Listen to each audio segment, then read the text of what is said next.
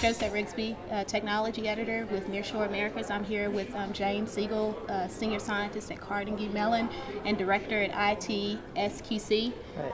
How are you doing today? Good, thanks. Good.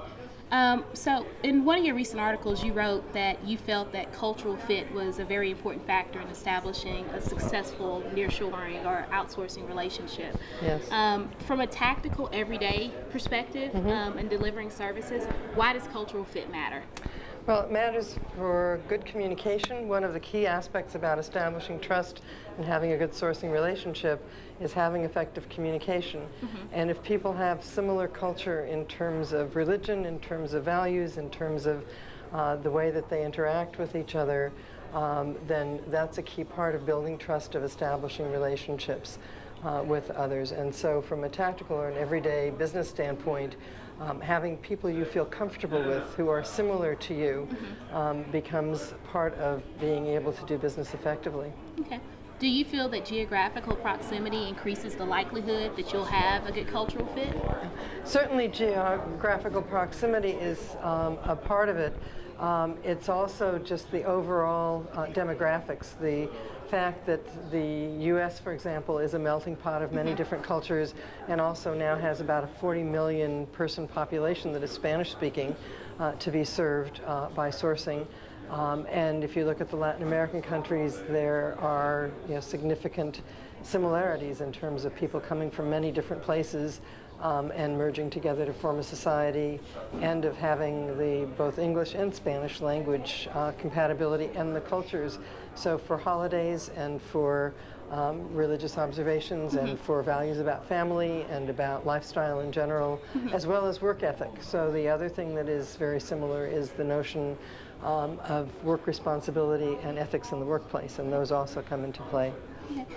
Do you feel that any amount of training can mediate some of the risk of not having a good cultural fit naturally? Are there things that can be done from a training perspective? Absolutely. I mean, there are certainly things you can teach people, but some of the things are just innate.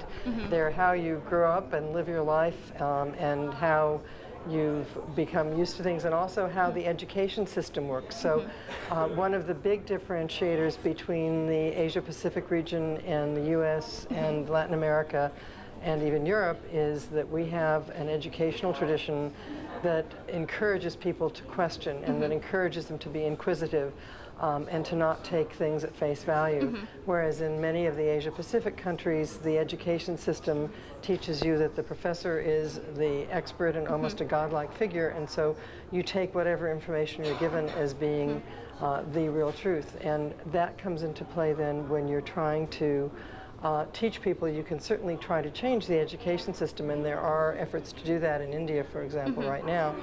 But it's a very long, slow process, because if you've been conditioned from the time you're a 5-year-old child till you're through university to think and to act one way, to suddenly change that is a major undertaking.